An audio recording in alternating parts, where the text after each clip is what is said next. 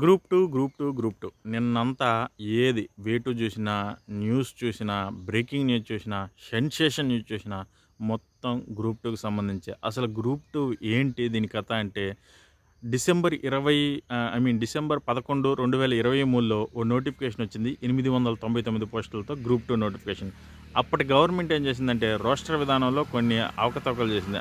ఇచ్చిన జీవోలో 77 జీవోలో కొన్ని అవకతవకలు చేసింది. సో దాన్ని బట్టి ఆ రోస్టర్ విధానంలో కొంచెం మార్పులు చేయండి అని చెప్పి నాటి యాస్పిరెంట్స్ ఎవరైతే ఉన్నారో వాళ్ళందరూ రిక్వెస్ట్ చేశారు. బట్ ఆ రోజు ఉన్న గవర్నమెంట్ దాన్ని పట్టించుకోలేదు సరిగా. సో దానివల్లే అసలు సమస్య వచ్చిందా అంటే ఖచ్చితంగా దానివల్లే వచ్చింది. ఎందుకంటే ఆ రోజు రోస్టర్ విధానాన్ని వాళ్ళు అప్పుడే పట్టించుకొని ప్రిలిమ్స్ మెయిన్స్ పెట్టేసి ఉంటే అసలు దీని గురించి మనం ఈరోజు ఇంతగా చర్చించుకునే వాళ్ళం కాదు.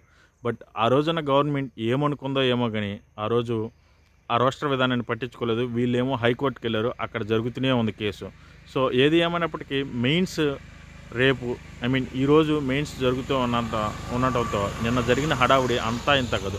స్టేట్ గవర్నమెంట్ ఏమంటుందంటే మేము ఆల్రెడీ ఏపీపీఎస్కి ఒక రిక్వెస్ట్ లెటర్ పెట్టాము, మీరు ఎగ్జామ్ పోస్ట్ పోన్ చేయండి అని.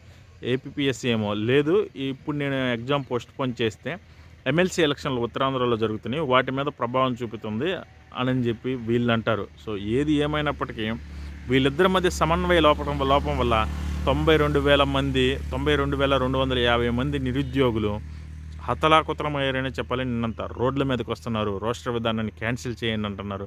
అసలు రోస్టర్ విధానం అంటే ఏంట్రా బాబు అంటారా మీరు? రోస్టర్ విధానం అంటే ఏమీ లేదబ్బా. ఒక 100 పోస్టులు ఉన్నాయనుకో.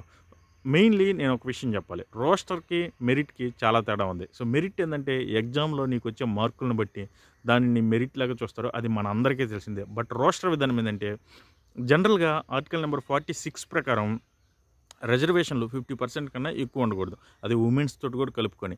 సో మన స్టేట్ గవర్నమెంట్ ప్రకారం రిజర్వేషన్లు వచ్చేసరికి ఎస్సీకి 15 to 16%, ఎస్టీకి వచ్చేసరికి 9%, బీసీకి ఓబీసీకి మొత్తం కలిపి 29%.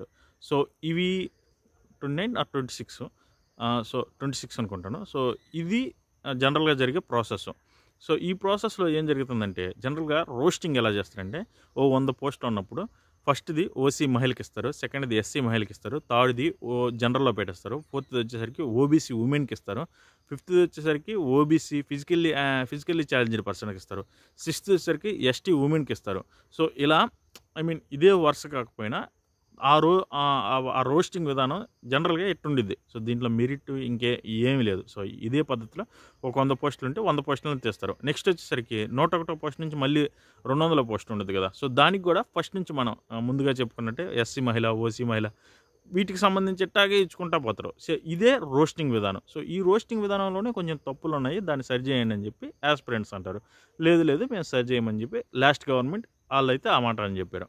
సో ఇప్పుడు ఈ గవర్నమెంట్ ఏంటంటే ఆ రోజు ఈ యాస్పిరెంట్స్ ఎవరైతే ఉన్నారో వాళ్ళు ధర్నా చేసేటప్పుడు ప్రజెంట్ టీడీపీ గవర్నమెంట్లో ఉన్న ఒక ఎమ్మెల్సీ చిరంజీవి అనే అతను ఆయన డైరెక్ట్ రోడ్డు మీదకే వచ్చి చెప్పాడు, మన గవర్నమెంట్ అయితే ఖచ్చితంగా మనం ఈ రోస్టింగ్ విధానం గురించి మాట్లాడుకుందాం, దీని గురించి ఖచ్చితంగా నేనైతే తీసుకొస్తాను, చంద్రబాబు నాయుడు గారికి తీసుకెళ్తాను, సో అక్కడ మనం ఖచ్చితంగా మాట్లాడుకోవాలి, దీన్నైతే నేను ఖచ్చితంగా క్యాన్సిల్ చేయించి నీట్గా మంచి రోస్టింగ్ విధానంలో ఓ నోటిఫికేషన్ జారీ చేయటమో లేకపోతే ఖచ్చితంగా దీనికి సంబంధించిన విధానం అయితే నేనైతే ఖచ్చితంగా మార్పులు అయితే తీసుకొస్తాను అని చెప్పి నాటి చిరంజీవి, ఎమ్మెల్సీ చిరంజీవి మాట్లాడాడు. బట్ కట్ చేస్తే టీడీపీ గవర్నమెంట్ వచ్చింది. టీడీపీ గవర్నమెంట్ వచ్చిన తర్వాత యాస్పిరెంట్స్ చాలా ఆనందపడ్డారు. సో ఖచ్చితంగా రోస్టింగ్ విధానం మీద ఒక కులిక్ వచ్చింది, మనం మెయిన్స్కి నీట్గా ప్రిపేర్ అవ్వచ్చు. బట్ వీళ్ళు ఏం చేశారంటే సడన్గా అసలు రోస్టింగ్ విధానం గురించి ఏం పట్టించుకోకుండా సింపుల్గా మేము ఇచ్చేస్తున్నాము నోటిఫికేషన్, మెయిన్స్ మీరు ప్రిపేర్ అవ్వండి, మెయిన్స్ February 23 ఖచ్చితంగా మనం పెట్టేస్తున్నామని. సో ఎక్కడ మొదలైందా రచ్చ? వీళ్ళేమో అరే బాబు మేము మిమ్మల్ని ఎన్నుకుందే రోస్టింగ్ విధానంలో ఏమన్నా మార్పులు చేస్తారని కదా బాబు, దాంట్లో మేమేం కొత్తగా ఏం అడగట్లేదు, రోస్టింగ్ విధానంలో ఉన్న మార్పులనే చెయ్యండి, ఖచ్చితంగా దాంట్లో అవకతవకలు ఉన్నాయని చెప్పి వీళ్ళు అంటారు. లేదు మేము ఇదే ప్రకారం పెట్టేస్తున్నామని. సో సడన్గా నిన్న మధ్యాహ్నం స్టేట్ గవర్నమెంట్ ఏం చేసిందంటే లేదు గ్రూప్ 2 నోటిఫికేషన్ మెయిన్స్ని పోస్ట్ పోన్ చేస్తున్నాము అని చెప్పింది. ఈవినింగ్ వచ్చేసరికి కట్ చేస్తే ఏపీఎస్సీ వచ్చేసరికి లేదు మేము యాజ్ ఇట్ ఈజ్గా చేసేస్తున్నామమ్మా, కలెక్టర్లతో ఇప్పటివరకు మాట్లాడాము అని చెప్పి వీళ్ళు చెప్పుకొచ్చారు. దిమ్మ తిరిగిపోయిందని చెప్పాలి ప్రతి ఒక్క యాస్పిరెంట్కి. కొంతమంది ఏమంటారంటే మేము ఎగ్జామ్ రాయము అని. ఎగ్జామ్ రాయకపోతే ఎవడికి లాసు? ఈ కొంచెం హార్ష్గా ఉండొచ్చు కానీ ఎవడికి లాసు? ఏపీఎస్సీ వాళ్ళకి ఏమైనా లాసా? స్టేట్ గవర్నమెంట్కి ఏమైనా లాసా?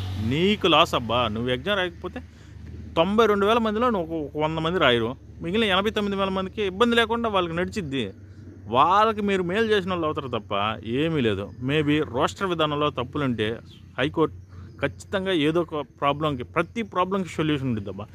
సో మనం ఎగ్జాంపుల్స్ చూసుకుంటే మన గవర్నమెంట్లోనే మన స్టేట్ గవర్నమెంట్లోనే 2017లో ఫారెస్ట్ డిపార్ట్మెంట్లో ఒక నోటిఫికేషన్ పడింది. సో ఆ నోటిఫికేషన్లో ఇలాగే అడిషనల్ పోస్టులన్నీ ఉమెన్స్కి ఇచ్చారు అని చెప్పి ఒక కేసు పడింది. సో కేసు పడితే వీళ్ళు దాని గురించి ఏం పట్టించుకోకుండా ఎగ్జామ్స్ అయితే పెట్టారు. ఎగ్జామ్స్ పెట్టి రిక్యూర్ 2 రోజుల్లో ఉంది. జాయినింగ్ లెటర్ ఇచ్చేసి 2 డేస్లో మీ జాయినింగ్ అని చెప్పుకొచ్చారు. బట్ స్టేట్ గవర్నమెంట్కి షాక్ ఇచ్చింది హైకోర్టు. అప్పుడు ఏం జరిగిందంటే, లేదు ఈ నోటిఫికేషన్లో ఖచ్చితంగా అవకతవకలు జరిగినాయి, ఈ నోటిఫికేషన్ని క్యాన్సిల్ చేసి నెక్స్ట్ ఇంకొక నోటిఫికేషన్ ఇచ్చి మళ్ళీ రిక్యూర్ చేసుకోండి అని చెప్పి. సో ఇలాంటివి మన ముందు జరుగుతున్నాయి. ఇంకా లేట్ ప్రాసెస్ గురించి మన డిఎస్సి 1998లో జరిగితే 2023లో 21లోనో వచ్చినాయి అబ్బా వాళ్ళకి పోస్టులు. అది మేబీ నిజమే, ఒక మనిషి చనిపోయిన తర్వాత ట్రీట్మెంట్ ఇవ్వడం అనేది ఖచ్చితంగా అది వేస్ట్ పద్ధతే. ఇక జార్ఖండ్ విషయం గురించి మాట్లాడుకుంటే, మనం జార్ఖండ్లో 2010లో గ్రూప్ 4 సెలక్షన్ జరిగితే 2025లో ఫిబ్రవరి 10వ తారీఖు 11వ తారీఖు అబ్బా దాన్ని క్యాన్సిల్ చేశారు. దాంట్లో అవకతవకలు జరిగినాయి అని చెప్పి. సో ఇదేదో ముందే చేసి ఉంటే అందరూ, ఇప్పుడు అప్పటి వరకు జాబ్ చేసినోడు ఇప్పుడు కొత్త జాబ్ ఎత్తుక్కోవాలన్నా కష్టమే. అప్పుడు జాబ్ రాక ఏం చేయాలో తెలియక కొంతమంది సచ్చారు, వాళ్ళ పరిస్థితి కష్టమే. సో ఏంటంటే ఇదంతా కోఆర్డినేషన్ లేకపోవటం. మనకి ఫెడరల్ సిస్టమ్ ఉంది మన ఇండియాలో, బట్ ఫెడరల్ సిస్టమ్ అంత క్లియర్గా వర్క్ అవ్వట్లేదేమో అనిపించింది నాకు ఇలాంటివి చూస్తేనే. ఇక 1950లో జరిగిన చంపకై దొరరాజు వర్సెస్ స్టేట్ ఆఫ్ తమిళనాడుకి వాళ్ళే ఆ రోజు ఏం చేశారంటే, వాళ్ళు ఇంకా తెలివిగా 60% చేసేసారు ఆ రిజర్వేషన్లో. అసలు ఆ రోజు నెహ్రూ గవర్నమెంట్ ఉండింది అనుకుంటా సెంట్రల్లో, నెహ్రూ గవర్నమెంటే. వాళ్ళు ఏం చేశారంటే అది ఏకంగా 60%. తమిళనాడు అంటేనే సెన్సేషనల్ అసలు తీర్పులు ఇవ్వడంలో, ఆ కోర్టుకు సంబంధించి ఏదైనా సెన్సేషనే. అప్పుడు ఈ చంపకై ద్వారా ఏమయ్యా ఇది పద్ధతి, అసలు స్టేట్ గవర్నమెంట్ అదా 60% చేసింది అసలు రిజర్వేషన్లో, ఇక ఉండే కొంత 100% చేస్తారా ఏందన్నాడు. సో అప్పుడేం చెప్పిందంటే హైకోర్టు, లేదు 50% ఖచ్చితంగా ఉంచాలి, ఇది మేము సుప్రీంకోర్టుకు కూడా రెఫర్ చేస్తున్నాము, సుప్రీంకోర్టు కూడా ఒక ఆర్డర్ జారీ చేసిందంటే సుప్రీంకోర్టు ప్రజా వాయిద్య పిల్లు అంటే పిల్గా తీసుకొని ఆ రోజు తీర్పు ఇచ్చేసింది. ఎవరైనా రిజర్వేషన్లో 50% కన్నా ఎక్కువ పెడితే ఇది పద్ధతే కదా, ఆ నోటిఫికేషన్ ఖచ్చితంగా క్యాన్సిల్ అయిపోయింది. ఇంకా అందులో ఇక నో డౌట్ మీ ఓట్ల కోసం అని మీరు చేసే పనులేందా, మీరు మాట్లాడేందా, ఇదేందా, ఇది పద్ధతి కదా అని చెప్పి ఆ రోజు సుప్రీంకోర్టు చివాట్లు పెట్టిందనే చెప్పాలి. సో దానికి సంబంధించి ఇలా జరిగినాయి. సో ఇండియాలో ఇలా ఈ నోటిఫికేషన్లు రావటం, వాటిని క్యాన్సిల్ చేసే బ్యాచ్ కొంతమంది ఉండేది.